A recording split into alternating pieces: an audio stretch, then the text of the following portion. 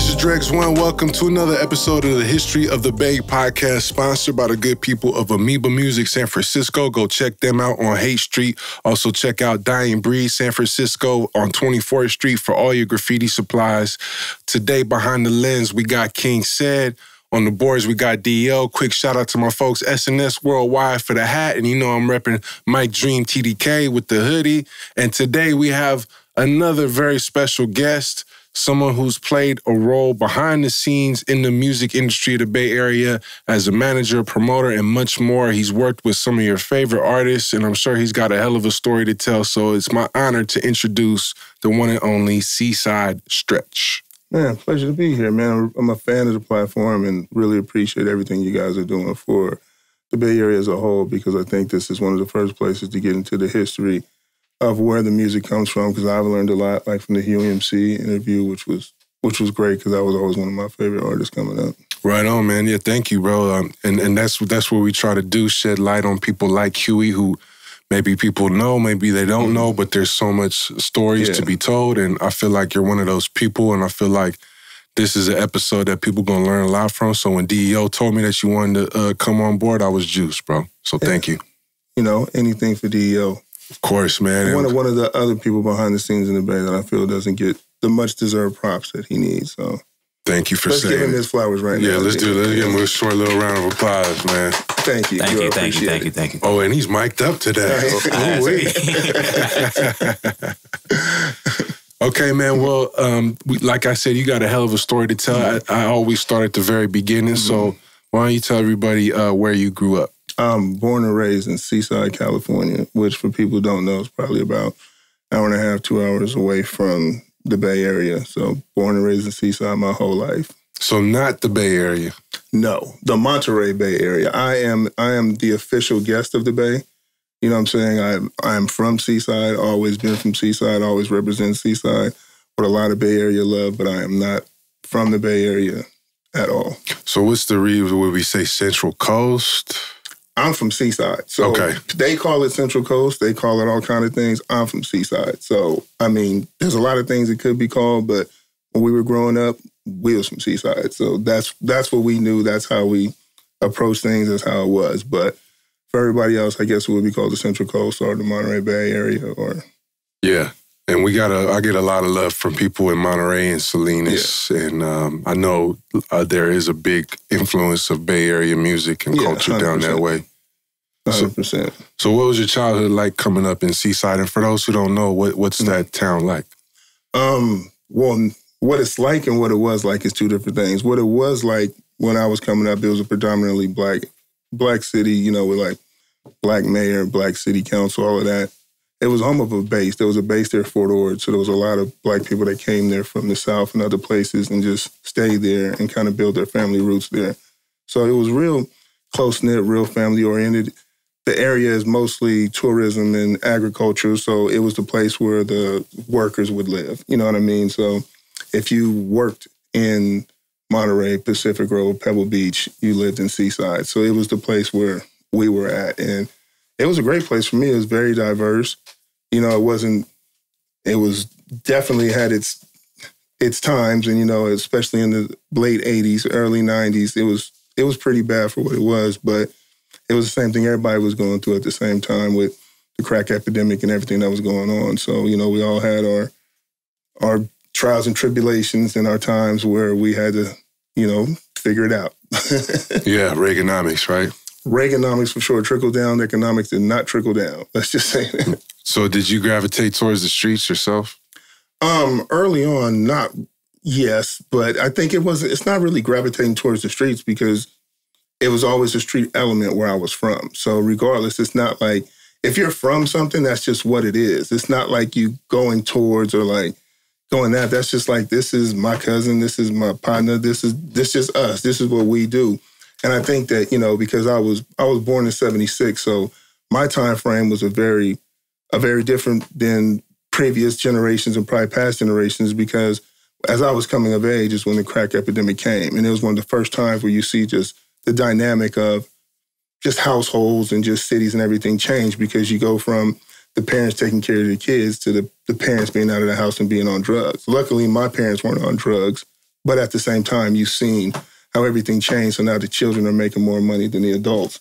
And it just made just a weird dynamic. And just from when we came up, it was just no different than every story I hear from America. It's literally the same thing. You know what I mean? It was no different. We all started out together. Drugs came in, things split up, people start funking, and then it just gets bad. You know what I mean? So with ours, I think it was kind of compounded because at the time of when things did start falling apart, the base left. So all the economics left. So now you went from like the main hub of what was supporting the city to now it's completely gone. So it was kind of, I would say, put on steroids. I think that's good context. So it was just part of growing up for you, basically. Yeah, you know what I'm saying? Like, I would say this, like anybody who's from the area, people know me, you know what I'm saying? Because everybody knows everybody, but I don't think it's something that I would want to ever glorify or say, oh, well, you know what I'm saying? I was this, or I was doing this, I was doing that. We were all just part of a system that was fucked up. And I was just one of the people that was lucky to go through a lot of the things that everybody went through, but didn't have to deal with a lot of the repercussions, you know what I'm saying, that people did. And I'm here and I'm alive and I'm healthy. And a lot of people aren't. So I'm just grateful. I think that's a really good way to put it. And you said that what it is now is a lot different. Yes, just from gentrification and just because like with anything, I think that once it got really bad and then, of course, property values went down really low because of what was happening. Other people moved in. Then all of a sudden they want to clean it up. And then our people are gone. And then they moved Section 8 out of the area. So before when all the, the people with lower income in the city of Seaside could get Section 8 in Seaside, now they're getting moved to like South Monterey County to Greenfield and all these other places. So just the whole dynamic changed because it was, like I said, it was a city that was predominantly Black and it was run by, Black people to just it was more diverse in a different way, but also I think gentrification came in ways. But in my opinion, it's also great because there's a lot less violence. You know what I'm saying? There's still an element. There's still some things that it's I wouldn't say it's the best place in the world, but it's nowhere near as bad as it used to be, which to me is great. Yeah, that's a familiar story. Exactly. Yeah. It's funny because like literally like Huggy who's here, just hearing the story of the things that happen in their neighborhoods, it's literally like if you just change the names, it's the exact same thing. I'm talking about from people funking and then this turned into this and that, like literally exact same thing. Then it's like you look up and you realize, oh, they're buying up our neighborhoods that they were letting us kill each other for. And you start to see like, well, this is literally the same thing that everybody's been going through across the world. I'm no different than everybody else. You know what I mean? So it's almost like it was a systemic plan. Hey, man, makes sense to me. Yeah, I guess Furious Styles was right. Boys in the Hood. I think he was absolutely right. Yeah, man. Because the one thing that you can see is if you look at the price of housing now and the price of housing then, it's very different. Right. And they went from, a high rate of unsolved murders to now all of a sudden you're going to jail for anything. So.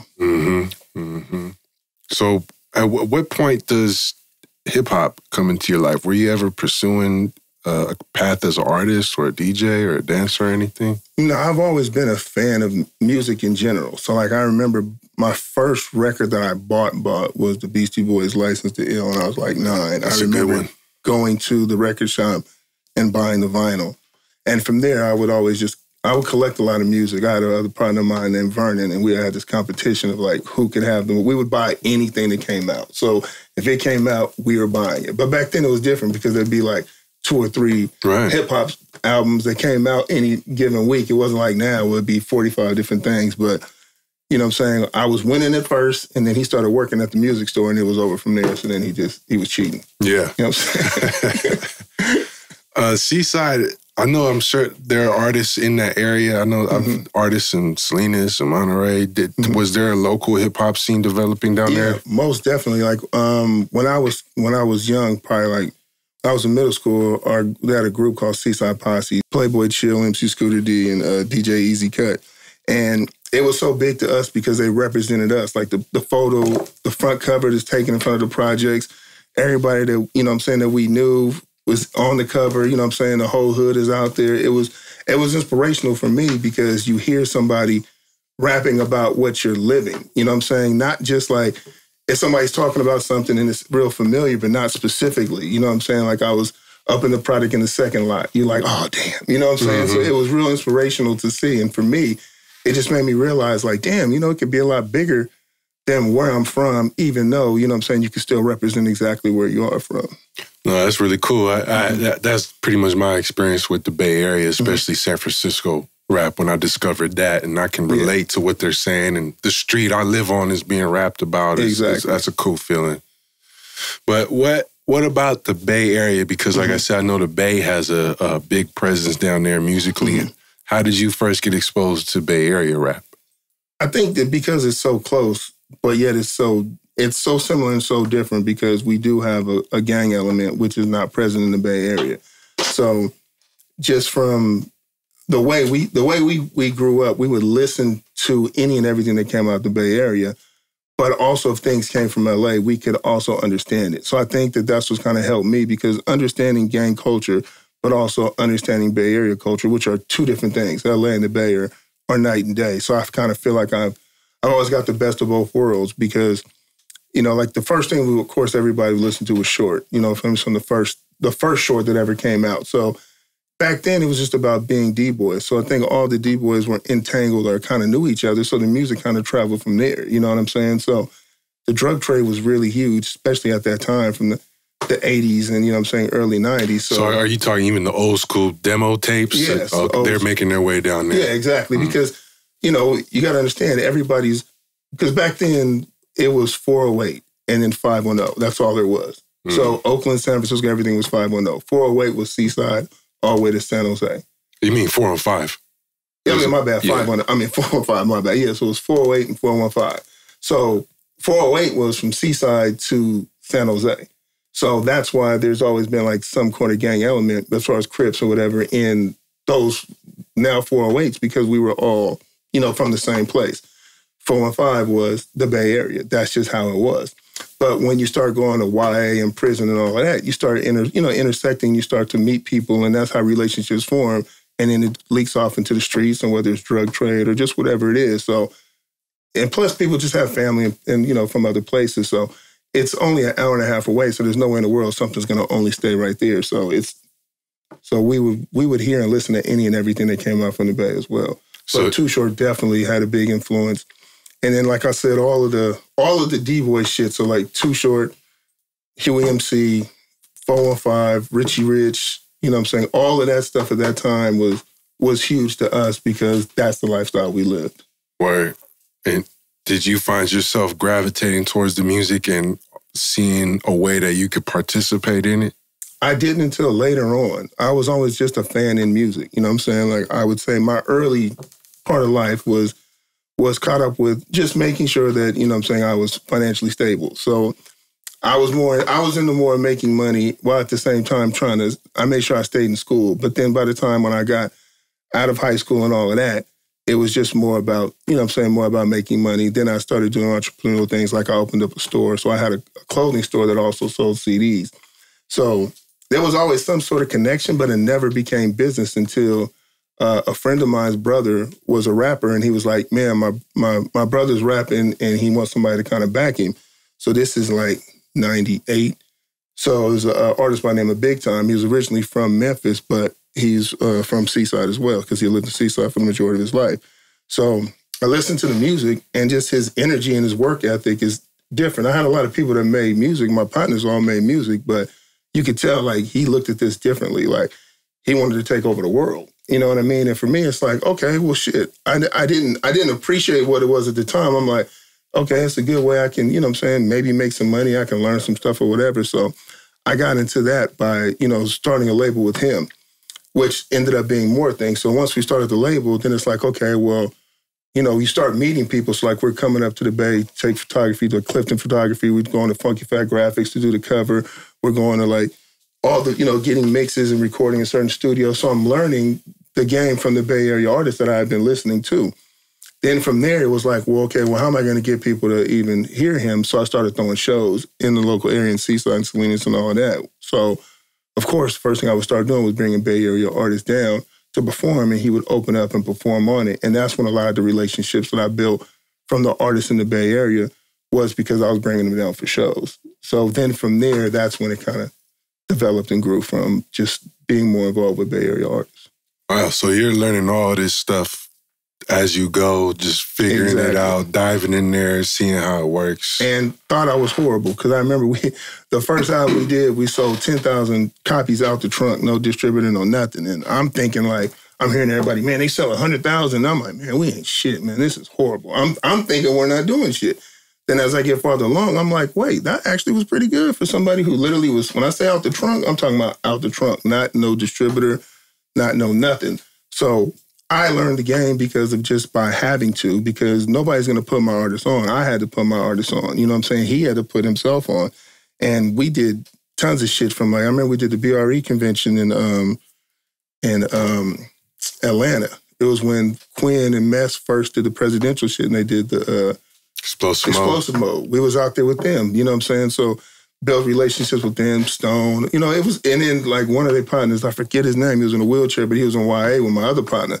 So it's just like, you know, you start, a lot of things from the streets ended up kind of coming full circle within the music industry, because anybody who knows Seaside, especially back then, you knew them from either prison or from drugs, because that's, you know, that's where you knew it from. So a lot of the people who I knew might have known somebody who they was in YA with, or they was in prison with. So a lot of those relationships came from there.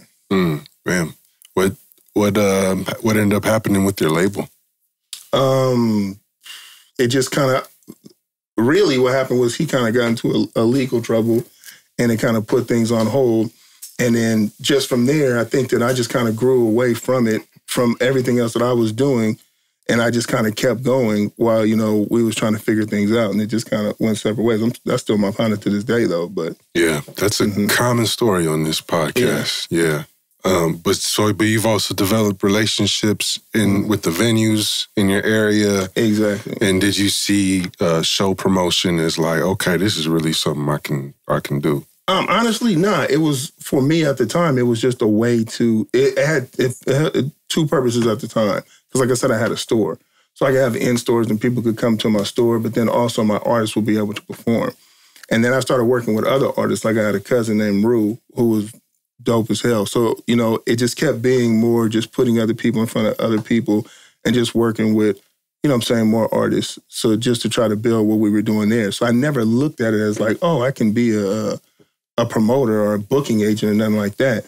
But it's funny because eventually the person that kind of taught me the real game was the biggest booking agent in the world, just by chance meeting. But back then it was just literally just hustling, you know what I'm saying? Just trying to sell CDs, trying to sell shows, trying to get my artists in front of people, and we were just trying to make it big. I think those are things that a lot of people can relate to, man, because when you're in the streets or in your community, you kind of have to be able to introduce yourself to people. You got to go to different areas in politics. You have to have a little bit of a mouthpiece to get people, you know, and just being outside, having that presence, passing out flyers, getting people to pull up. And then once it starts clicking, you see, okay, there's some paper to be made here. Yeah, and for me, it was like, if you just a street nigga, let's just say that. If you're just a street nigga and you really are a street nigga, the one thing you learn is people don't trip if you come by yourself. So I can go to any hood. If I'm by myself, I'm respectful. I can meet people. I can do whatever. It's usually not a problem. If I'm not flossing on nobody, if I'm not being disrespectful, you could do a lot of shit, because especially if somebody can recognize your energy. And if I'm just in the middle of any hood in America, first they're going to be like, well, what this nigga doing here? You know what I'm saying? So either they kind of figure out, well, this nigga, he can't be no sucker because he wouldn't be over here, but he's also respectful. He understands. And I think that everybody just wants to, you know, be a part of something. Everybody wants to show that, you know what I'm saying, where they're from is actually cool as well. Not everybody's on some bullshit.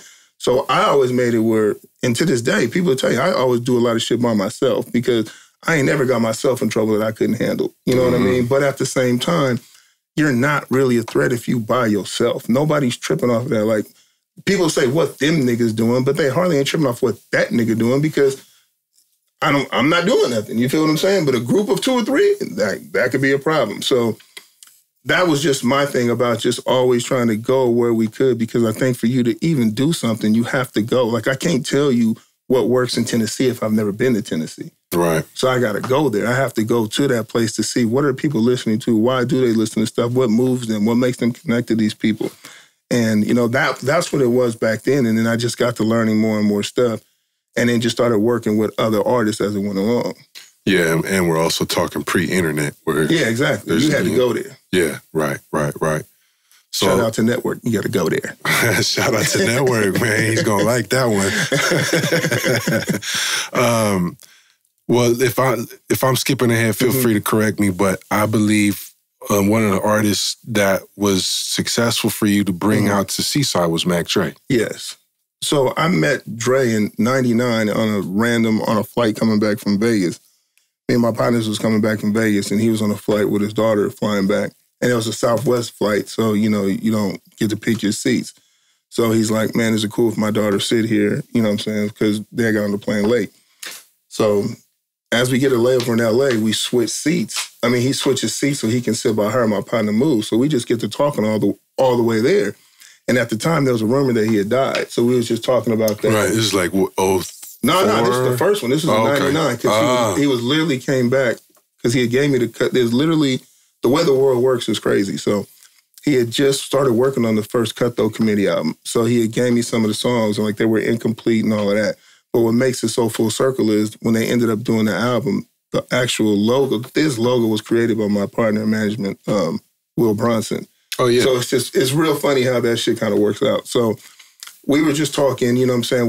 We you know, had a cool rapport. So when we got back, I was like, yeah, I want to bring you to a show. So I brought him to a show, brought him to another show. And he's kind of like the person that introduced me to a lot of people from Quinn to Keek and all these people that I was bringing out there. So he's the one that kind of like, you know, because he fucked with me and I fucked with him and we did great business. Anytime we did something, everybody, it was always good. It was never no problems. There was never no issues. You know what I'm saying? At the time, Seaside had a bad reputation for, you know, just shit happening at the shows. You know what I mean? Whether it was because we had like this fairgrounds and they also had like the blues festival and the jazz festival there in Monterey, but you would come there and it would be a problem. Or at the Catalyst, because literally back then, like I said, it was 408 and 415. We would get mistaken from niggas from San Jose. So we would get into it with niggas from EPA, so we would, you know, there would always be scuffles. Like we had a big brawl at the Ice Cube concert out there. So when people would come down there, sometimes there would be problems, you know what I'm saying? Just because it's anywhere you go. Niggas don't have nothing. Niggas don't act a fool. So every time I had an event, it was always cool. And not because I'm the hardest thing in the world, but I know everybody and there's a level of respect, but I know who's who and who's, you know what I'm saying? I can tell when there might be a problem, when there might be, as opposed to some dude that's just throwing a show. And you always make sure that you don't alienate anybody. Like, if this is your city, then I have to make sure people respect it as your city. Because that's all people want when you come from a small city like that. If it's respected, it's cool. But a lot of times people would come and act like they're bigger and better. And everybody always wants to show they're the baddest. You know what I'm saying? And who usually going to win is the people at home. So we had built a good relationship and a good rapport. And he had kind of helped me introduce me to a lot of people. And then from there, we started working together, and that's where the Thizz Nation thing came about. And we just went from there, and he was on that basically kind of gave me my real start. Cool. Yeah, man. So 99, 2000, this is a period where Mac Dre's still kind of rebuilding what he had lost. This is literally the beginning of Thizz. Yeah. He had started Thizz. When I met him, he was just starting Thizz. Right. So he had just finished, I think Rapper Gone Bad. He had just finished that. And no, I just think it was Stupid Doo-Doo Dumb. It was one of them. I think Rapper Gone Bad came after Stupid Doo-Doo Dumb. Okay, yeah. So it was Rapper Gone Bad because he had just finished the first Cut Though Committee album. Right. It wasn't even finished. He was still working at the time. He was recording in Kansas City. He was going back and forth in Kansas City to record it. So that's when we met. And then there was a studio that him and Kilo had in Soundwave in West Oakland. So then I came in, we fixed the studio up, we got it going, and we just started recording. And then the idea from Thizz Nation just came about because he was doing so much, but a lot of the stuff was getting kind of crossed. So it was like, I want to give an opportunity to help everybody, but I can't keep doing it where it's a situation where I take losses. So that's where the idea for Thizz Nation came, because it was supposed to just be a distribution company where we just distributed people. And the original shit that we did was all based out of my store. The phone number that was on the CDs was out of my store. We pressed up the original CDs out of my store. the original T-shirts we pressed up at the store. So we was really going 100% independent was what the route. We wasn't trying to use nobody because we felt as if like, if we're going to do this, we have to reclaim this and do this the right way. So before that, I think he had been dropping on Romp Records. Yes. But Thizz, it also sounds like this is a plan to really make a real legitimate business entity out of it. Yeah, well, with Romp Records, Decon, who was in charge of Romp Records, was sentenced to jail. So the person who ran Romp Records went to jail, and then the name just kind of become problematic. So that's when he had just started Thizz. Got it. So that's a pretty pivotal role, man. I think there's a lot of independent labels and independent rappers who are working with limited resources, and it's hard for them to take this company and make it more than just a logo on the back of his CD, right? Yeah. So you're really helping get the business off the ground. Yeah, but I think that's what it was. Dre was so creative, and he was just he was such a visionary in seeing how he wanted things to go, but he was a complex person. You know what I'm saying? There's a lot of shit going on, and there's a lot of things that, you know what I'm saying, he just needed help with, but didn't know what it was that he needed. Because especially back then, the game was, you know, make an album, sell it to a distributor, or sell the CDs yourself. It's a constant hustle. So, you know, he's doing that. He's doing well.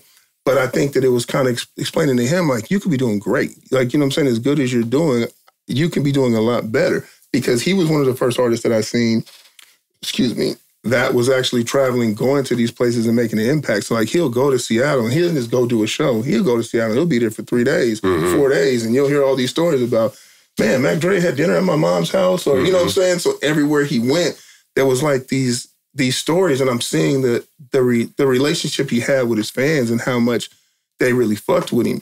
And at the time, it was doing something new with the Thizz stuff, because designer drugs, people don't remember this, but niggas didn't do that shit, is how it looked like. Yeah, it's like rave. Yeah, like, man, rave shit. What is this nigga on? But what he was on was he had got out the feds.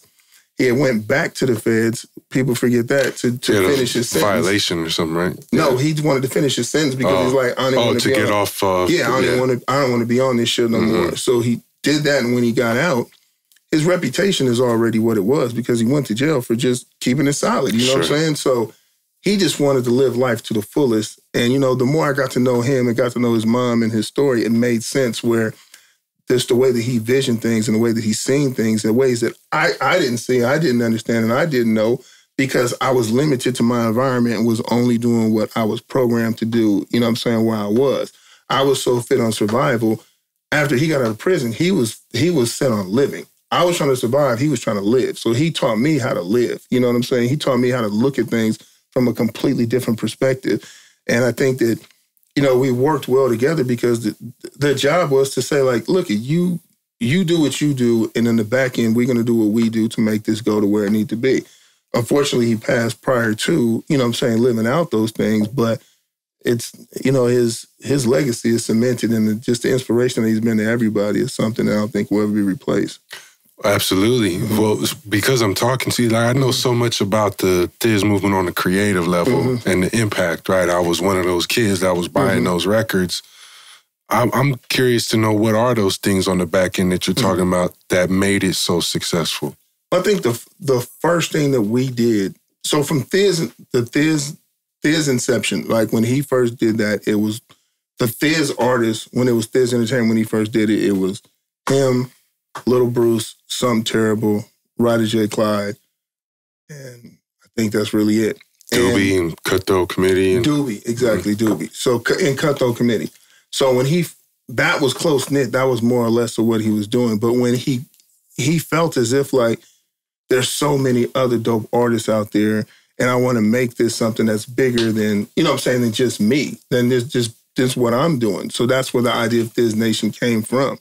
So like I said, when we had the studio in West Oakland, it just became a hub for creativity where everybody came through. At the same time, this is when Nicotina was working on the DVD. So I remember when he came through and he showed what was the Pimp DVD he had? The Gift. The Gift. When he came and showed us The Gift, it was just a hub for just everybody to come through creatively. And there was just so much great music that came from there. You know what I'm saying? And it was a great time, because we're talking about 02 to 04 before he passes, when there's just a lot of creativity, and I think is when everything was kind of bubbling.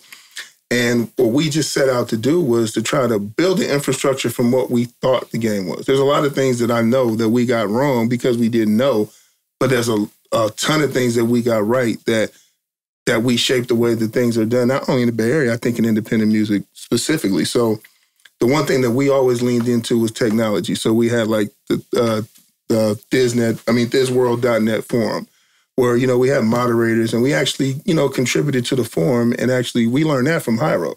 I was going to say, because they had the first hip-hop artist website. Exactly. Yeah. So it was started by there's a dude named Brad Bittler. He was in the Navy. I'm never going to forget it. In the Navy or the Marines. And he was this white kid who we had the name on the CDs. We were putting Thizz World on the CDs just because we were like, we got to put a website on it. We were trying to be early, you know what I'm saying? But we didn't have one. So he had built like this actual server, a server and his forum. So from that, you know, we made him a moderator. We became moderators. Anybody remember the back in the day, I was Wayne Howard the Dope Fiend. That was your username? That was my because it was a dude that was from the Crest named Wayne Howard the Dope, and I just thought the name was just was crazy. And anybody who was a Mac Dre fan that would have recognized the name, and if you didn't, it was just kind of funny. But we leaned in on things like that. Then when MySpace came out, we were heavy on MySpace, like making sure we're putting each other in the top 8, making sure the songs are aligned. If we're pushing a song and there's 10 artists on the label, all 10 artists have at least this song playing. You know what I'm saying? If this the album that we're pushing, this is going to be the cover that we're pushing. So we were just using, before we knew it, which was ended up being social media marketing, the best that we could.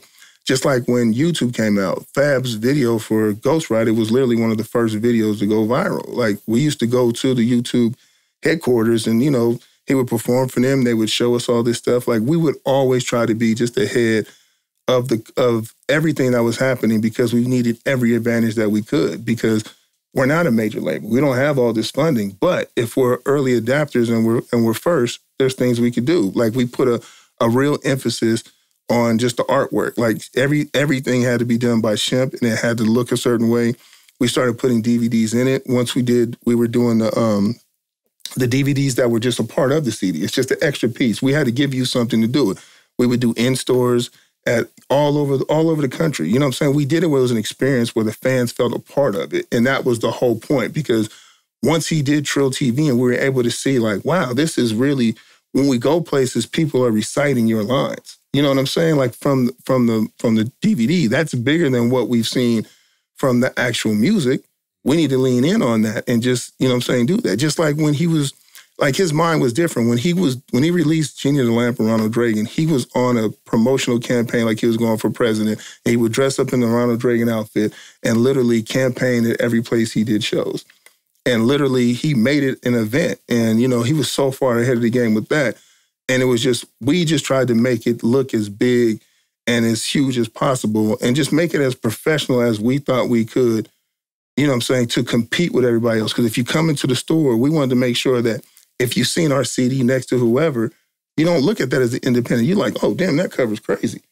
You know what I mean? Like, the end caps we would do. We just did a lot of different shit that I think that, you know, people forget we don't get credit for, but I also have to blame myself because I would always stay so far in the back. Kilo would always stay so far in the back that it wasn't about us. It was always about the artist. You know what I mean? Yeah. Wow, man. I wanted to ask, though, too, is it true that his mission was to sign one act or one artist in every major city in the Bay? It wasn't even to sign him. It was to distribute it. Yeah. So, to represent. If you look at that Thizz Nation Volume 1 and Volume 2 cover, those were all shot in the same day. With everybody on there. Yeah, that's everybody who he was trying to work with in some capacity and try to do. At the time, it was going that direction because the one thing that we did because of volume is we had such a lock on just distribution, which was always hard at the time.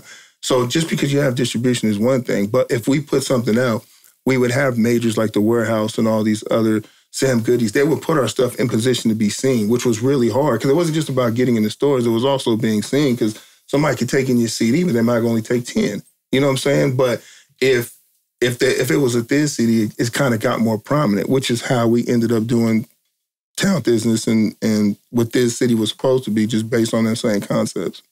So I'm hearing a lot of creativity in the business because those are all really unique ideas, even today, and you like using the technology and these different ways of marketing and literally creating like a Thizz world that people can participate in, which is perfect for Mac Dre because he had that larger than life personality. So, I mean, after he passed, I mean, I'm sure it was just like, damn, there were so many things that probably you didn't get to see all the way into fruition. There was a ton of things. Like the timing that he passed was literally, I'll never forget the day. It was crazy because like when he had went to Kansas City, me and Kilo were supposed to go, but Kilo doesn't like to fly, and I knew he wasn't going. So he was like, yeah, we'll probably leave tomorrow. And I knew that man, like, man, we ain't leaving tomorrow. This nigga's not going. So, but we didn't think nothing of it. It's like, this is just a regular trip. He'll be back. So when he passed, what made it so tough was not the fact that you're dealing with your friend passing, but you have all these things in motion. Right. So you had all these artists whose albums were like literally Fab, Money Gang, Bathgate, and who else? It was like 6 or 7 albums we had set to come out after, the Marl and Dre album, the US Open, which is another crazy story. All those things are set to come out. And it wasn't like it was like a set leadership. It was like we did what we did. Dre was Dre. You know what I'm saying? So like the reason why I ended up working so close with Fab and respecting Fab so much is a lot of people didn't know what I did. I was kind of like, it looked like I kind of might have been the t-shirt guy. They literally didn't have a clue, you know what I'm saying, what was actually happening, who was funding and running this shit. But Fab and Gary always were so respectful. They literally did not know, but always was so respectful. You know what I'm saying? And that's why when things started moving, I was gravitated towards Fab because I can honestly say that we didn't see it the way we should have. You know what I'm saying? So when Fab came to Thizz, it was based off his relationship with Dre. And so when Dre passed, it was like, well, this is what Dre wanted, this is what we're going to do. And honestly, it's not like anybody didn't like Fab. It was just like, there wasn't really that relationship like Dre had with him. Well, he wasn't really around that long either, right? Nah, but they had Dre's the type of person where he'll have literally 5 people that he's around most of the time and none of them know each other. Mm-hmm. You know what I'm saying? Like he'll just disappear and he'll be with this person who's his best friend. You might not even know. You know what I'm saying? So he's in Sac with this dude all day, and then he's in Kansas City with this dude. He's living in Seattle. He's living in Port. Like he's in his own world. So it wasn't like but the thing that Fab had was his cousin Nooch was used to manage Dre. So there was that relationship. But when Fab's album came out, which is one of those albums, we didn't have much priority on it. It was like, we're just doing what Dre wanted. And if I tell you, like, I don't know how many orders it was, because I remember Gary said it, and that's about right. But Gary and Fab worked the shit out of that and got that to a point where it became, the biggest thing, not only that we had, but what was going on in the Bay Area. But it was one of those things where we're dealing with the loss of not only a friend, but, the person who would, in essential, had put us in position to do all these things. So. Yeah, it's like the team captain. Exactly. Yeah. So I think it took a couple weeks, months, if not to actually, kind of soak in everything that was happening and just realizing like, we have to do this the right way for him. What's the crazy story behind the Marl and Dre album that you hinted at? When Dre passed, right, the computer in the studio crashed. Oh, shit. So everything just crashed. When we went to go try to go find everything was where it was except for that album. Every file for that album was missing. Like, it was just gone all of a sudden. So when the computer crashed and it came back on, the US Open, every file was just gone. So we took it to a repair place, and, they charge you literally by how long it takes them to do. It was expensive. It was probably like $8,000, $9,000. You know what I'm saying, to recover. And they're like, we've never seen nothing like this. Files were hidden in other files. You know what I'm saying? When this crashed, somehow everything from this album just went to different places. It was just the weirdest shit. So I want to ask you something. Was it always the plan for E40 to appear on that album, or was that something that was done posthumously? It was always planned, but it didn't happen until after he passed. I think it was just timing that kind of made things difficult. So it was an open verse, and 40 was able to hop on it. Okay, cool. Well, after Dre's passing, am I remembering this correctly, that it was necessary to start Thizz Nation as a separate company? No, Thizz Nation had started before Dre's passing. As a company? Yes. Okay. It already started because the whole point was to separate his catalog from the distribution arm of Thizz because things were getting crossed. So it's like he might sell, because I remember at the time when Genie the Lamp and Ronald Reagan came out, that first week he had sold 29,000 of Genie the Lamp and like 30,000 of Ronald Reagan. So that's great, but then the other albums that we had that we also released were unrecouped, so it was getting crossed, which is why we had already started the process, but that's when, you know, we kind of knew, like, yeah, this is why we're doing this, because he's taking a loss for the overall company, and it doesn't have to be that way. Right.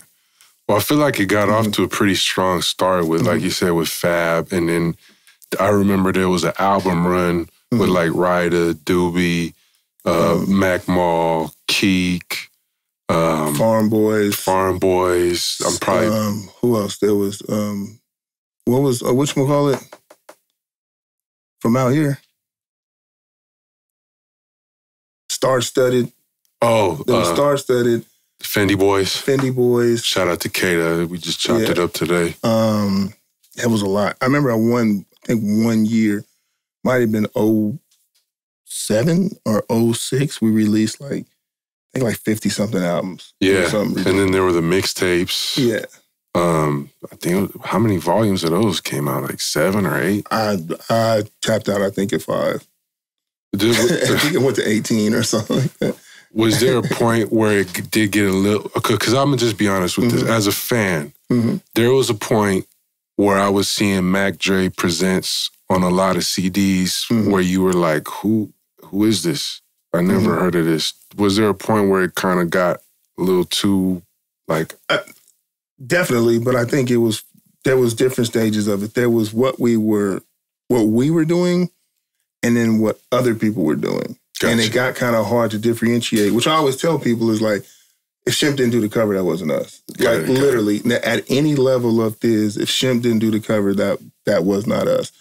And I think that what it ended up happening was, it's like, all these people had real close relationships with Dre. All these people were not just acquaintances, friends, and all of this stuff. So I think that in our mind, looking back now, we thought people knew the difference between Thizz Nation and Thizz Entertainment.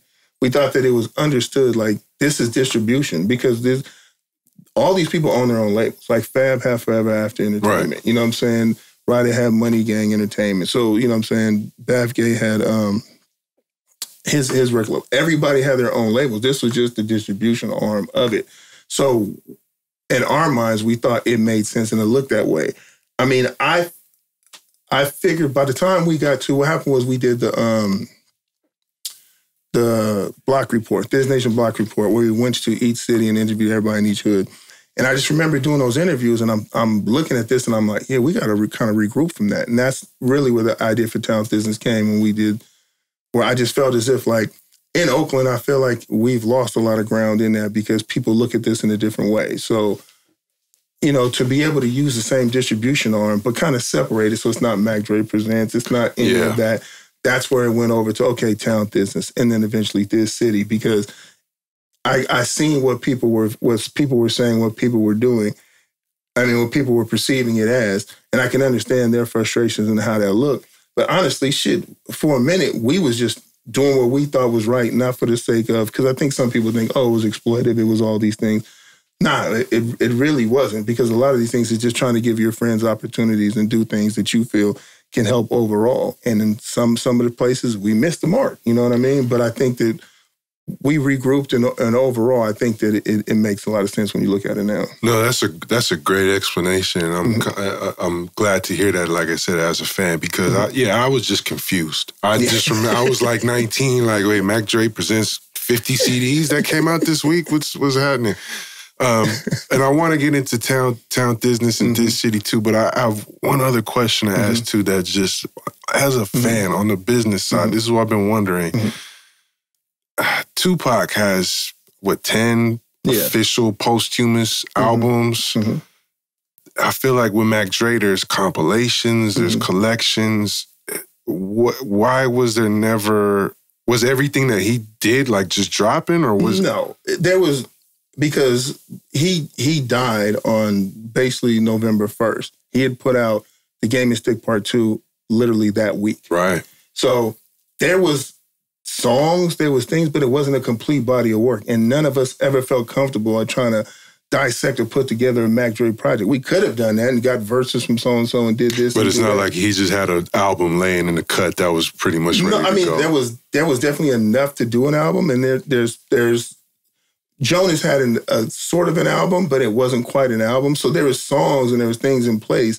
But if he's not there to do it, I know I never felt comfortable. Kilo never felt comfortable just saying, oh, we're going to put this together and this is a new Mac Dre album, because the standard for what his albums were and what he did were based on his ideas, his creativity, and all of that. And it would be a disservice, regardless of what people like want. I'd rather have people say, man, that's fucked up, you didn't give us that, than to say, man, why you put that album together and do that bullshit? I think that's fair because, I mean, there's Tupac songs with Eminem producing. Yeah. And like a lot of his partners got taken off and all. I think that happens a lot with rappers' estates where some of those posthumous albums don't come out quite correct. Yeah, and I think it's different because if it's Tupac, and Tupac probably had literally hundreds and hundreds of songs. Right. And they're like, well, we have to find something to do this. And you have the biggest artists in the world that want to be a part of it. I can see how people can say it's hard too, but we've had the biggest artists in the world wanting to do certain stuff, but it's still our partner. You have to live by what you think your partner would or wouldn't want. And one thing about Dre is he fucked with you or he didn't. There was no ands or buts about it. He was as straight up and as thorough as it could be. And I know me personally, I wasn't going to be the one to say what hook would have went on this or who he would have put on this song or any of that. That wasn't going to happen with me. Yeah, that makes sense. But it's okay. So now we transition into Town Thizzness and Thizz City. Shout out the Bagman in the building. Well, I would say before that, I want to transition to what happened with Fab, because like I said, Fab ended up becoming, basically the poster child for the Bay. So he was the first artist that I ended up managing, because as things blew up and grew big and it was time for him to move forward, we wasn't going to do like a Thizz deal and put him on it. It was like, look, because like I said, we were distribution. I moved over to management with Gary, and then we just worked out for him to do his Forever After deal with Atlantic. So Fab is the one that actually, believed in me to be a manager. I never managed anybody. What I was doing was, that's one thing, but if you're a manager, you're responsible for this person, you're traveling with this person, you're doing all those things. So I wouldn't be here today if it wasn't for Dre. I wouldn't be here today if it wasn't for Fab, because Fab believed in me in ways that I didn't believe him. I wouldn't be here if it wasn't for Gary, for the things that he taught me on how to be a manager as well. I'm glad you brought that up, because I think it definitely needs to be emphasized how big that run that Fab had was. That run was insane. And it definitely helped fill the gap that Dre left of someone who basically, a new artist that put the Bay on their back, kind of, he was on Thizz, so that was already stamped. He crossed over and did the Super Sick with it with 40. I mean, that was really exciting to see unfold. And not only that, the thing is about Fab is he was next level networker. Fab would be in New York at the freestyle battles. Fab would be in Atlanta at the Ozone Convention. Fab is everywhere. Fab would be in London. He went everywhere, and he literally was the epitome of put your feet down and establish yourself everywhere you went. And we done slept on a lot of floors together. We did a lot of things together to further not only his career, but mine, because he showed me, like, one thing about Fab is no matter what was going on, he believed in him and his music. Nothing else, nothing. It was about him and his music, and he was willing to go song for song with you, bar for bar with you, battle with you, whatever you wanted to do when it came to music, he was there. And he literally, I think at one point, whether people like it or not, had the Bay on his back as far as representation across the world, because he was everywhere where people weren't. Oh, he had the keys. I think he still does, honestly, because anytime a national artist comes to the Bay, he's usually the first person they call. Because all those national artists, Fab reached out, and when these people were nothing, when Fab was on top and they were just coming up, he treated them with the same respect that he would want them. So they always remember that. That's why people fuck with Fab, is because when he was at where he was, it didn't matter who you were. He fucked with you, and he was always respectful, and he always showed up for you. If you needed him, he was going to be there. That's what's up, man. Shout out to Mr. Fab. It's Fab Week right now as we speak. Yes. Okay, so I'm glad you brought that up. Is that a good point to transition into the Town Thizzness, Thizz City story? Like I said, the Town Thizzness, Thizz City story came about where Town Thizzness was, we were doing the block report, and I just kind of seen like, man, we've lost a lot of ground support in Oakland, just in general. Like, people fuck. It's the brand is recognizable. People know, but they're listening to Mac Dre, and they listening to Fab, and they might listen to Money Gang. But overall, it had a different perception. So I just felt as if like, well, we have to get homegrown talent from Oakland, develop this to where it needs to be. You know what I'm saying? And give them the opportunity. So the first thing that we did was Beat a Weeda, because I met Beat a Weeda when we did the dubs on the block report, and I met Stalin when we did the block report in West Oakland. So those were the first two people that I actually talked to and really felt like these are the people who have the streets of Oakland. These are the people who I want to work with. What I have to offer them is, I can get their branding on point. I can get the distribution on point. I can show them things that they can do. So like from working with J-Mo and all the PTB people, and then working with Style and the Livewire, then we ended up getting a close relationship with Tajay and everybody at Hyro. So yeah, because they had discovered Beat a Weeda, right? Yeah. So when we just literally, I was there every day. We was working out of that studio. So that's how I met D-Lo. That's how we did NoHo. All of those things came about from those relationships. But Stylin, Beta, and Eddie Projects were the first ones that were like, these are the guys who we really want to get behind, because who was Oakland at the time and basically represented what was happening. I think after Thizz, Livewire was probably the biggest local label movement that had the Bay on fire for a minute. And then now that I'm thinking about it, I'm seeing now they're getting Shemp covers, right? Well, yeah, that's what the first thing we did was we made sure that they had the Shemp covers. Yeah. Like we did the first real project, I would say, that kind of put Filthy on the map. We did that. Because when I met Filthy was literally the hardest. I had never met nobody who would work so hard at trying to achieve his goal as an artist and would not take no for an answer for nothing. So that's what I seen in him, and that's why I made sure I wanted to do a Town Thizzness with him, because he was just so hungry. And of course, he represented what was really happening in the streets of Oakland. But that's what the thinking was from them. From that point was, we want to do what's happening in the streets of Oakland and represent Oakland in the right way, with the way that it should be done. Not the way we would do it, the way that these artists would do it, and just provide them with the tools and the guidance to give them a better audience. And then from there, from Hug, who had been a friend of the family through his time at camp. So when Hug got out, he was, I forget, what was the SMC when you met us? He came by, and this grown-ass, gangsta-ass nigga said he wanted to be an intern for me. And it sounded crazy, but he was dead serious. So I fucked with Hug, and then we just built a relationship. And then we just wanted to do the same thing in San Francisco, because at the time, too, also Fab had the radio show at Yellow Bus Radio. Yeah. And one day we come to the station, and it's this little white kid and this lesbian girl in front talking about, I didn't want to rap for you. It was Roach Giggs and Lil Fo, and they was Bitch I Go at the time. And they're like, man, we got the song, we want to let you hear it. We hear the song. Fab like, man, I fuck with it, I'm going to play it next week. So next week come, something happened, we forget to play it. Nigga, we come the next week, they sitting there waiting for us. Man, what's up? You said you was going to play my song. So then we play the song. Then they end up actually coming on tour with us, actually hyping for Fab, you know what I'm saying? So Roach and them are kind of, because we grew a liking to them, and they were, through Hug, that was Hug's people too as well. So we have grew a liking to them, and we have brought them around, and then just bringing them around tour and all of that. And then eventually Roach just kind of turned into his own thing. And we just started working real closely with Roach. And then that's where the kind of the Thizz City also came about from other stuff that we was doing from other artists we were working with. And we had a great plan, but DEO hated. But anyway. I was waiting on it. Well, you said Lil Fo. So for those who don't know, Bitch I Go was Roach Giggs and Lil Fo, which is rapper Fote's daughter. Didn't she put out a Fote album too? Yeah, that's when I met him. He just put out the Fote album. Which one was that called? It had Live from the 415 on there. It's a good album. Yep.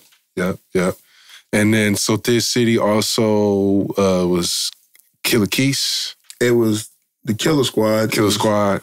And then it was also Hustle Buchanan Boys at the time, which is Main Event, which was also, what was it, Da Vinci? No, it wasn't The Riddler. Oh, Da Vinci was for a second. Don Costa.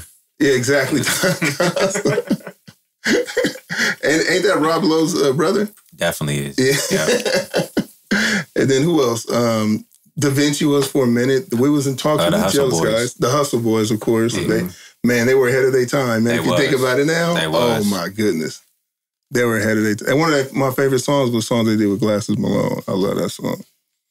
And Bessie Marv stepped in to kind of lend his name to the Thizz City compilation. Huggy did a project with them, and we made it a Thizz City project to kind of introduce everybody, because we felt like, okay, what's the best way to introduce by, one of the biggest names in the city at the time. So Right.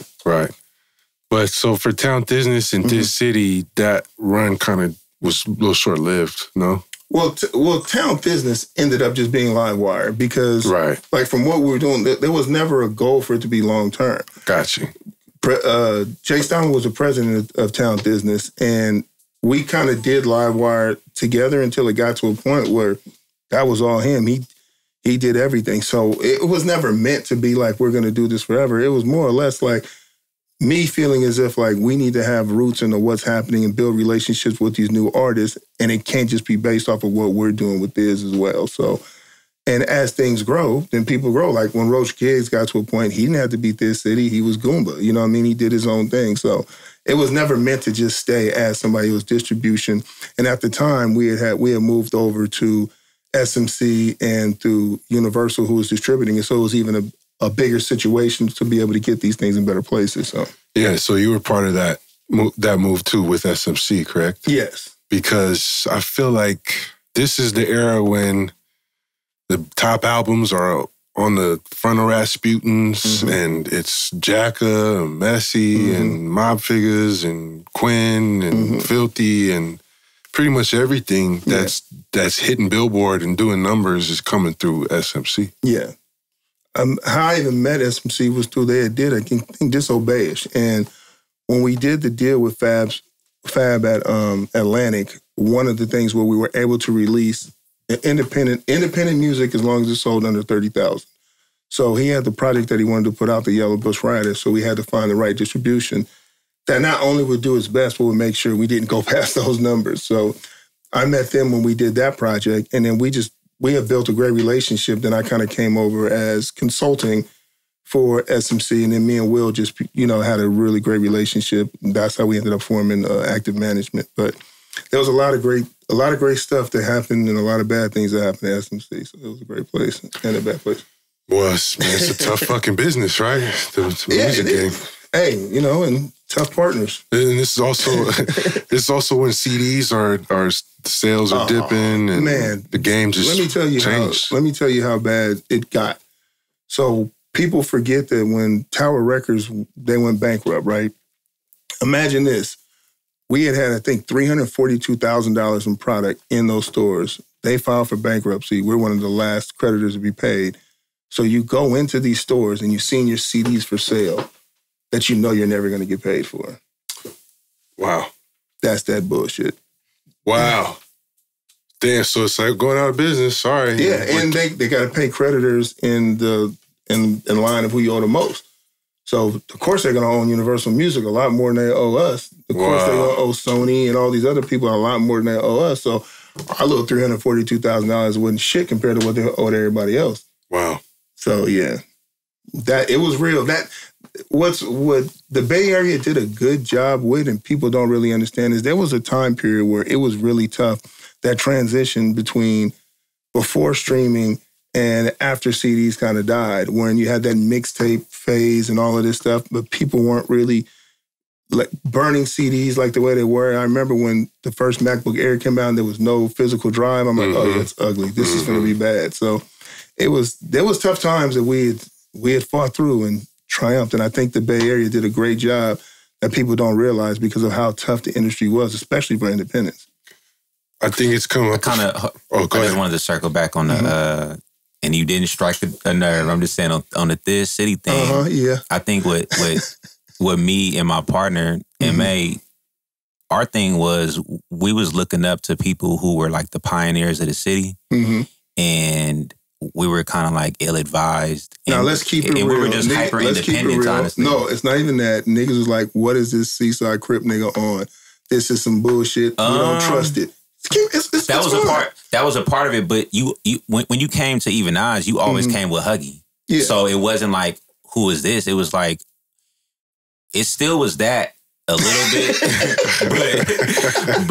but it was more so like we got our own thing, because you got to remember at the very same time y'all was doing Thizz City, SF Anthem just came out, and then they were screaming All City, and All City was supposed to be what Thizz City ended up being, and you know All City didn't even come to any type of fruition. I think you know what I'm saying? I have to take responsibility because I don't think I did a good enough job explaining, like, look, this is just the hub for you to do your own thing. Yeah. And I think that people figured it out with Roach. When people seen what Roach was doing and how that happened, it's like, oh, okay, damn, now it makes sense. Yeah. But my naiveness is like, man, you done seen all the shit I done did, and like, y'all know me. We done all broke bread. Like, you know what I'm saying? Like, I just assumed that people knew it came from a good intentions. And I'm up front saying, look, I'm not in this to try to make no money off of that. I'm in this to make sure I'm in touch with everybody that is doing something good within the Bay Area, because these relationships are going to be what's going to build forever. I can't manage or put out everybody's record, but as many people as I could touch and help, it's always you pull the next person up to pull you up, because I'm going to be down one day and I'm going to need you to pull me up. I learned that from that experience. I learned that from you, you know what I'm saying? Because I tell artists now, like, you can't like miss an opportunity to be a part of a catalyst that's gonna lead to something else. Yeah. You know what I'm saying? And I feel like even though it's turned out great, we still were doing our thing and everything, but I feel like that was a pivotal moment that could have helped us move along even that much further. Because, you know, like it was the infrastructure that we always said we needed and that we never ended up getting. So, you know, I tell people that all the time. If you see an opportunity, don't be so hyper independent to where you miss that, you miss out on a good partnership. Yeah. Well, just to circle back, that's what happened with us at Thizz. I think that early on, we literally had a mentality of us against the world, and we didn't fuck with nobody. Like, it was, we didn't fuck with nobody. No ands if or buts about it. It was Thizz or die. You know what I'm saying? And then after Dre passed, it was even worse for a minute. And the thing that I had to learn was the things that I thought should have happened were not because people didn't fuck with us, is they knew we didn't fuck with them. So case in point, we didn't have no attorney, you know what I'm saying, in like the larger scheme of what's going on in the music industry. We didn't service records to radio, but we expected radio to play our records. Things that we found out later, we just chopped it up to people hating when we were just doing bad business because we didn't know. And the biggest problem that we had, and I think this still happens a lot of times in the Bay Area, is instead of saying, hey, how does this go? We just assume we knew how it go. You know what I'm saying? By dealing with other people in the industry later on, I learned two things. One, damn, we was doing some incredible shit. And two, damn, we was doing some dumb shit. You know what I'm saying? So both can be true at the same time. Well, it's also the Bay Area, and everybody has a chip on their shoulder, and there's no way to make everybody happy at once. And I understand, because this is one of the few places where you can have an ecosystem where you can make a living as an independent artist that's not even the biggest artist in your city. So when you're able to pay your bills by making music on your terms the way you do it, why would you not think you can go bigger or do that when they just don't see, like, you're doing it and you're making it in spite of how you're doing it, as opposed to you're doing it the right way. And, you know, it's just that I think that there's just not enough people that are schooling and teaching these youngsters or anybody at that point, because the Bay is full of all bosses. So how can you be all bosses with no employees? You know what I'm saying? Somebody has to be an employee. Somebody has to be the huggy to say, I want to be the intern, for you to learn the game. You know what I mean? And I think that what we have to do is put our partners in better position to say, like, there's a long-term goal for this. You're not my assistant because you're my assistant. You're my assistant to become my manager after we learn the game from this person. You know what I mean? You're my promo team so you can learn the game so you can be my head of marketing, and so on and so forth. But I think that we always just jump to the point of we try to get in positions that we're just not qualified for, when we have to humble ourselves and say, look, well, I need to learn this to figure this out so I can be the best at it and not just get by. I think that's great advice. That was a jewel right there. Okay, so we were talking, you had mentioned active management. Yeah. And that you started with Will. Yes. So who were some of the first people that you started taking on? Well, the first active managed artist, I was managing artists before I started active management. So just to go back to get forward, like I said, we were doing a lot of stuff. We were doing just the whole 5 family stuff at the High Roll House, which was for the 4 families, PTB, Livewire, Town Thizzness, and the whole shebang. And from there, at the time, I don't know if you remember, they had the Bay Days. So we started commissioning doing the Bay Days because they ran out of money. So me and Will Bronson, who's my partner now, Gio, and actually Chuck, Charles Kelly, we had commissioned to do the Bay Days. Like we would film everything and then just give them the MTV and they would air it because they ran out of budget for it. So we were doing that for a couple years. And then from there, that's when I heard about actually, no, I have to back up before that. Before I heard about that, I went to jail in 2007. When I get out of jail, even when I'm in jail, I keep hearing about the song No Ho, No Ho, but nobody over the age of 15 knew who the fuck this kid was. So when I get out of jail, I'm cleaning out my car and I find a CD. It says, D-Lo, You Already Know. And it has a phone number on it. So I call the number, it's D-Lo. I'm like, and it has all the songs on there. It has No Ho and all these songs. And I'm like, man, I've been looking for you. And, you know what I'm saying, couldn't nobody find you. And he's like, man, I'm in San Leandro or whatever. So I go get Fab. Fab had knew of him, so we go meet. We go talk to him, and I start working with D-Lo. From working with D-Lo, I end up meeting DB the General and the 4 Factors. So I start working with them. At the same time that I'm working with them, I'm managing Erk Tha Jerk. So that was like one of the main artists, because at the same time I was also doing Roach gigs. But Erk Tha Jerk, Roach gigs, and Fab at the time is what I was working with. So when I meet DB the General, he's shooting a video. So I go to a video shoot, and there's this white girl that's shooting the video. And everybody, like I'm talking about, these are niggas I know is hitters. They're literally listening to this girl telling her, like, man, get out the video and whoop, all of this shit. And I'm like, who the fuck is this? They're like, man, that's just the homegirl, whatever. So it was Kreayshawn. And I'm like, man, what do you do? She's like, man, I make music. And she showed me her video for the song Bumpin' Bumpin'. And I'm like, damn, you're dope. If you ever want to make music, just let me know. So I give her my number. About a week later, she calls me and she's like, man, my sister's in jail for armed robbery, V-Nasty. And I'm trying to show her that there's a way out of this. So I want to make some songs so I can prove to her, like, look, you could do this shit. So we literally record the 3 songs. It was Gucci Gucci, I think it was Rich Girls, and Camera Work or whatever. We record these songs. I forget the name of the studio in Oakland. Right, Stalin used to live across the street from the motherfucking the alley. Nexus. Recorded at Nexus Studios. And she shoots a video for it. So when she shoots the video, I get a premiere on it for Fader. So I end up getting ready to come down to LA because Erk had a meeting with Interscope. So as I'm coming down, I can't get in contact with Erk. I don't know where he's at. I have no idea what's going on. Come to find out, something happened. He can't make it. So the video comes out. I got to go to this meeting anyways. So me and Kreayshawn had to go somewhere else. I said, well, just ride with me so we can go to, go do this other thing. So she goes with me to the meeting, and as soon as we go in the place, the interns are like, oh shit, that's the girl from the video. You know what I'm saying? So they're all on her, you know what I'm saying? So she takes a picture as we leave and puts it on Twitter. And now everybody's blowing my phone up because they think that she's going to sign an Interscope when really we was there for an Erk meeting. You know what I'm saying? Because they were trying to sign Erk.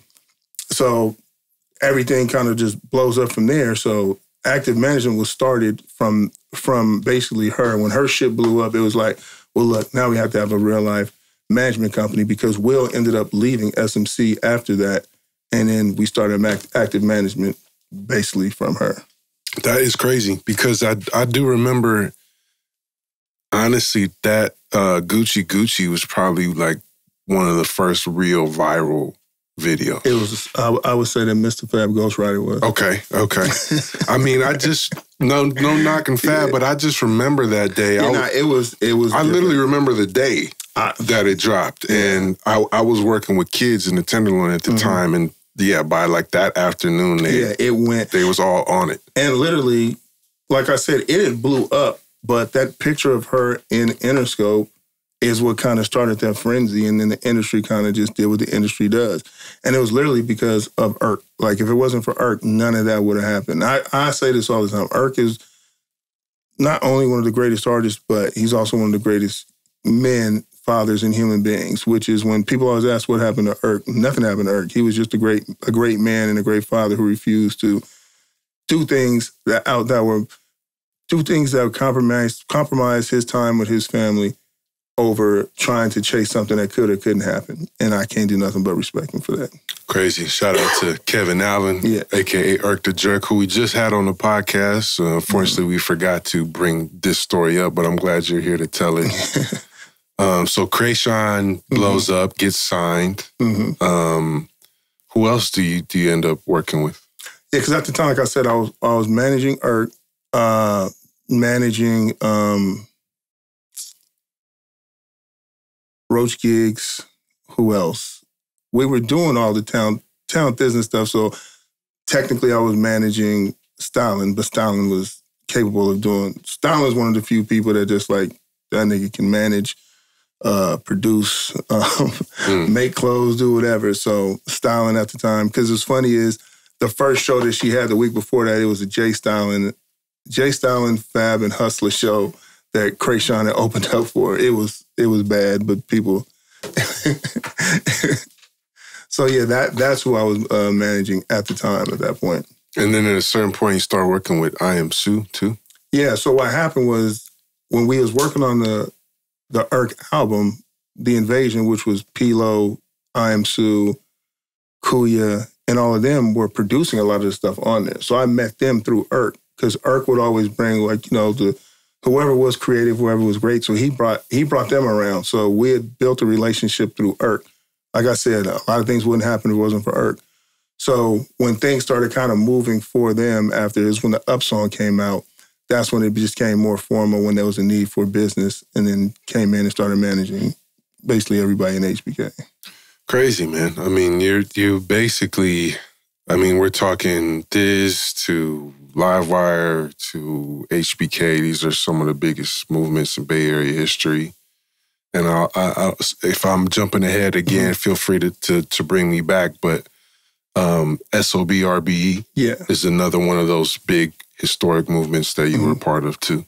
Well, that was because of they were based in the Crest, and Lil Kilo, Big Kilo's son, he was managing them, and he had them doing shows. They were selling out everything in Vallejo because they was doing stuff at like the boys clubs and all that. And he had called me one day. I just happened to be in Vallejo. He was like, "Look, man, I'm serious this time. I got something I need your help with. Let's do it." So I came over here and I met him, and my partner Henny just happened to be with me at the time. So we all met. It was actually when we were filming the lane changing video is when I met them. They were filming that video that day, and seeing everything was going on, and we just started working. So me, Kilo, and Henny kind of put that together. But like I said, when I met them, all that songs off that first album was already done. They had already created all of that themselves. They recorded that in the garage.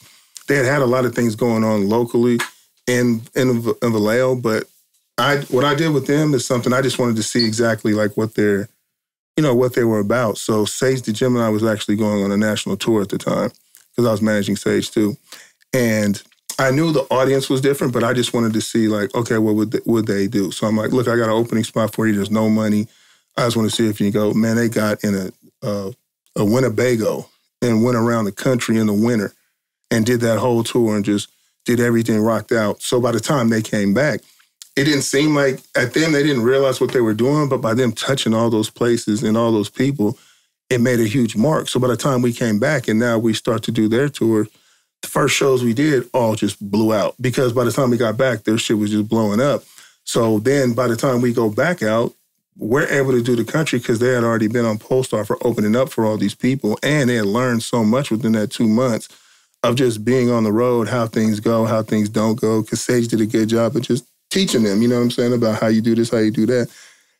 And what I just did was everything that they did musically, creatively, that was all them. It was just, as usual, just putting the business behind it and the plan to just, you know, make them what they could be. And that turned out great as well.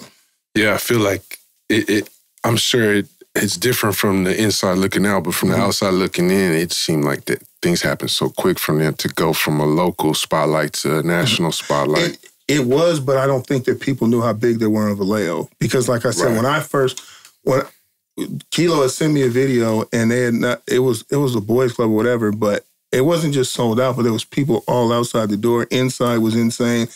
The kids knew everything word for word. It was, to me, it was kind of like the D-Lo thing where it was for a certain demographic of an age group that was way beyond us. You know what I mean? Like when D-Lo's song came out, everybody was selling that song through metros.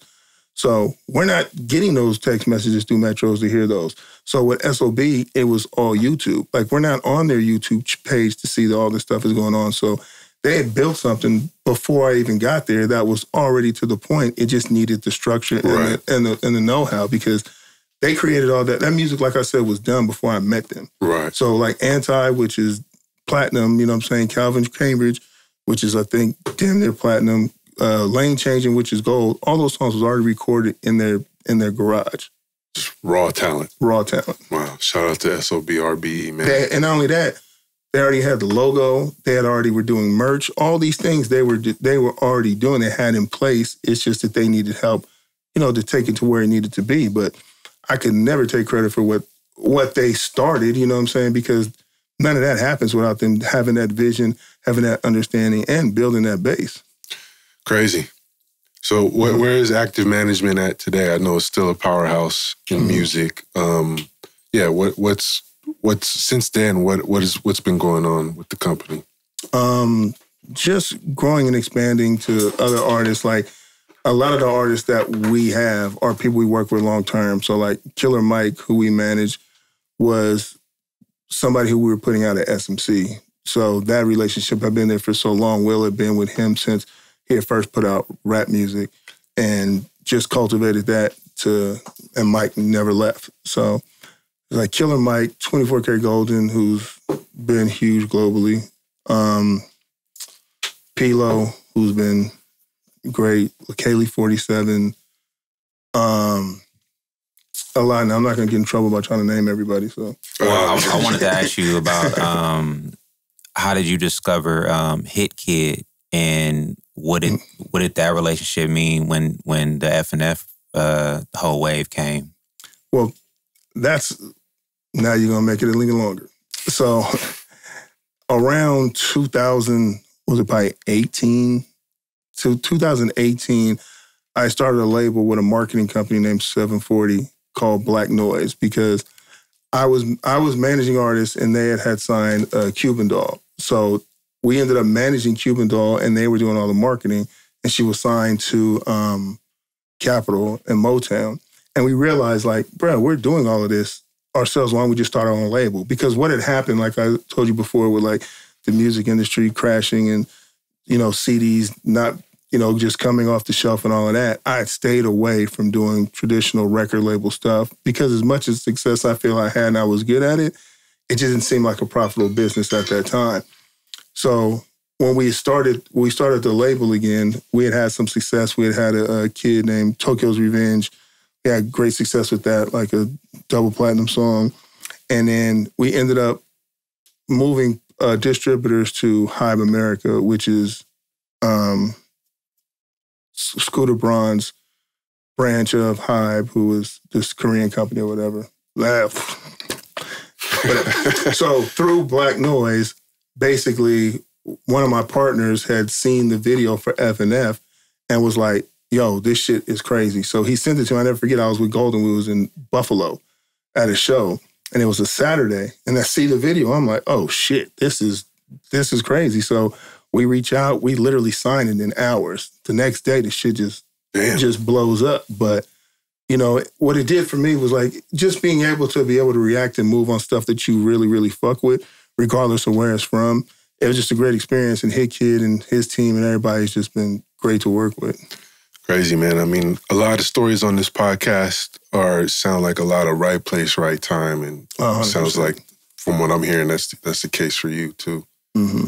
Cool. So I like to mix these interviews up a little bit. I feel like we've covered a lot of the timeline. I'm sure there's more stories, and we'll probably run this back at one point or another. But before we get up out of here, I want to ask about some advice. Mm-hmm. And first of all, what advice would you give to someone who is interested in becoming an artist manager? Study as much as you can, because there's so many tools that are available that wasn't when I was starting. From podcasts to hearing other managers talk and what their experience is, because I think you can read a lot from books, but I think personal experiences is also a good way to understand that. And just to go out and do it, you know what I mean? And always look at it like I do. It's like, it's always about the artist and not about yourself. You know, you're the representative for the artist. And I tell people all the time, people are supposed to hate me and love the artist. And if you're a manager and your goal is to be liked, loved, or whatever, then you're missing the whole concept of it. You're supposed to be protecting the artist in all accounts. And it's tough because there's times when artists are dead wrong, but that don't mean nothing. But for me, I understand it. If you come from the streets, you understand sometimes your partner is wrong, but he ain't in public.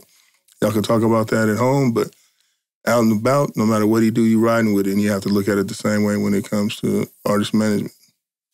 And on the flip side, what do you think is the most important thing for an artist to do in 2024 to be successful?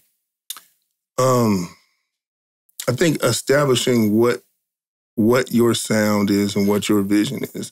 Because with so much music and so much content out there, what's going to be something that you're willing to stand by and stick to regardless of how it's being received? Because we're in a time where you could put one song out and it can become the biggest song tomorrow, or you could put out 1 million songs and nobody ever hears it. But the one thing I always tell people is you always want to put stuff out that you're going to be proud of and stand on for the rest of your life, because this music is not going nowhere.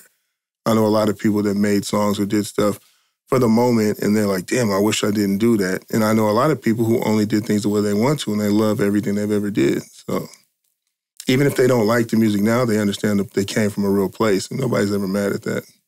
So the difference between staying true to yourself and following what's trendy. Yeah, I mean, if it's a hustle, it's a hustle. I think that's the thing. Understand what you are. If you're an artist and you're like, man, I'm just trying to hustle, I'm just trying to use this as a step to get to the next level, and do whatever it takes to do that. But if you're like, I'm doing this because I want to be if you're doing this because you're like, I want to be the best at this, or I want to make my mark on it, then you have to take it as such. I tell people all the time, like, this is no different than being in the NBA or the NFL. Like, only the best of the best get there. People think that people are lucky. Yeah, there's a lot of people that get lucky, but to be at the top, it takes a lot of hard work.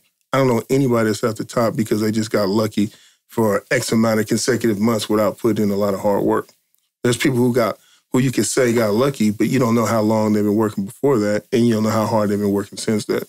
Absolutely, man. Absolutely. Well, I mean, trust the source, ladies and gentlemen. This man knows what he's talking about. Sometimes.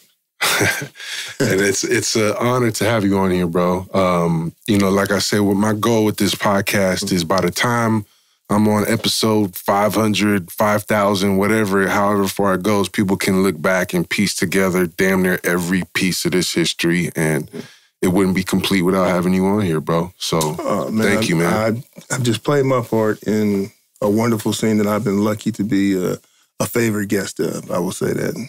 I'm sure there's going to be more to come, and I'm sure we'll be able to have more conversations in the future. And, you know, I'm glad that you're supporting the podcast, and I hope whatever we can do to support you, you let us know. Yeah, I think it's important that we support each other. And like, I don't do a lot of podcasts. The ones that I've done my partner, you know what I'm saying, Rab, No Vultures. Shout out to Lord Rab. Because I think that just like your podcast, it's important because of what needs to happen. It's like we haven't done a good job of explaining the history and understanding what's happened to how we got to where we are, to understand where we're trying to go. Because there's been so many great things that have happened in the Bay Area that we just take for granted ourselves and that other people don't always acknowledge and recognize.